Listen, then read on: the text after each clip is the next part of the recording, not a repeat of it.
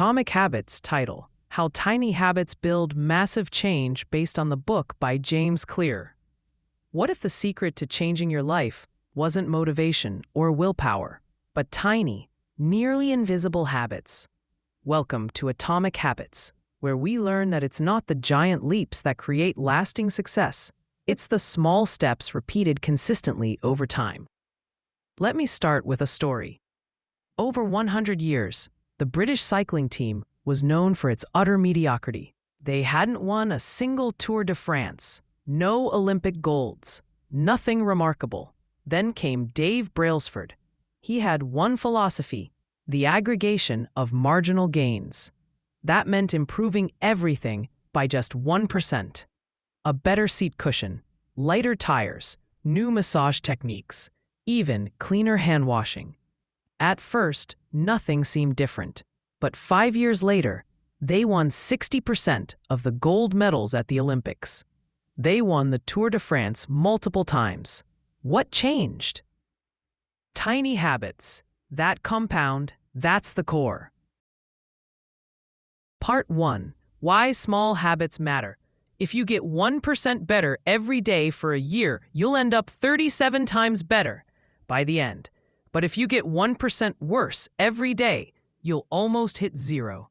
Habits are the compound interest of self-improvement. The same way money multiplies through compound interest, the effects of your habits multiply as you repeat them.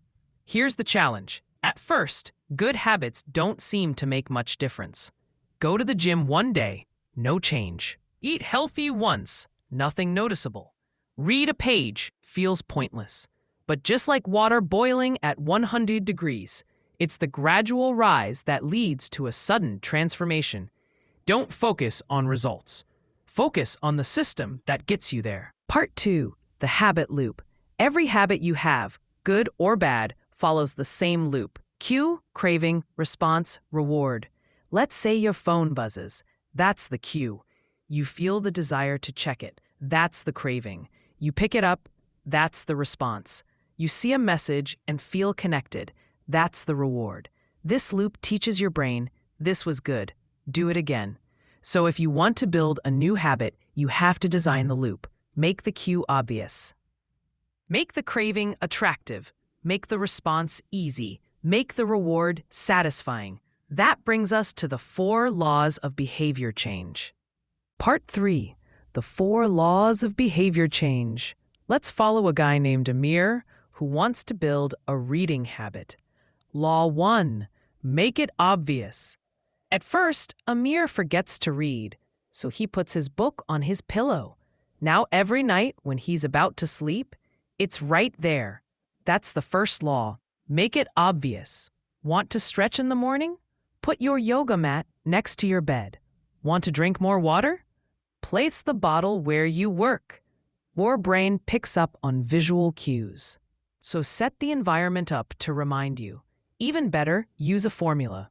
I will behavior at time in location.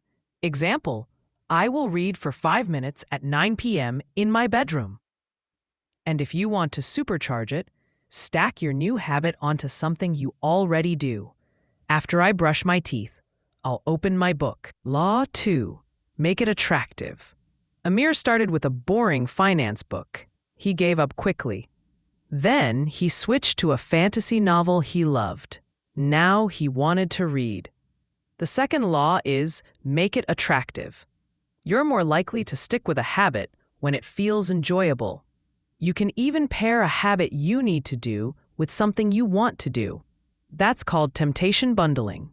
For example, I'll watch my favorite show only while I'm on the treadmill. Make it feel like a treat. Because the more you enjoy it, the more you'll repeat it. Law 3. Make it easy. Amir set a goal, read for 30 minutes a day. He failed after 2 days. Then he changed it. Just read 1 page. That's the 3rd law. Make it easy. Start with something you can do in 2 minutes. Don't worry about intensity. Focus on consistency. Want to start meditating? Just sit on the floor for 60 seconds. Want to start writing? Just open the notebook and write one sentence. You'll often end up doing more. But even if you don't, you still win. Motion builds momentum. Law 4. Make it satisfying. Now, Amir tracks his reading on a calendar.